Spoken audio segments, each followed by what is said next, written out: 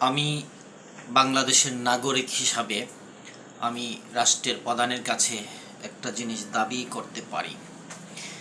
যেভাবে আমার ছাত্র সমাজরা এই দেশকে নতুন করে স্বাধীন করেছে, স্বাধীনতার ঘোষণা দিয়েছে, ঠিক সেভাবে আমার আল্লাহর অলিদের স্থান, ৩৬০ আউলিয়া স্থান এবং হক্কানি আলেম উলামাদের স্থান, যেখানে তারা শুয়ে আছেন, অবস্থান করতেছেন, সেই মাজার হয়েছে একটি পবিত্র স্থান। পবিত্র স্থানের আশেপাশে ৩টা অপবিত্র কাজ হচ্ছে। এই ৩টা কাজকে যদি আমাদের ছাত্র সমাজ এবং সরকার মিলে যদি শেষ করে দিতে পারে, বেনিশ করে দিতে পারে, তাহলে আল্লাহর ওলির পবিত্র স্থান পবিত্রভাবেই থাকবে। প্রথম অবস্থায় হয়েছে মাজারের আশেপাশে কিছু খারাপ লোক নেশা পান করে। এই মাদক থেকে বেরিয়ে আসতে হবে। মাদক সেবনকারী লোকদের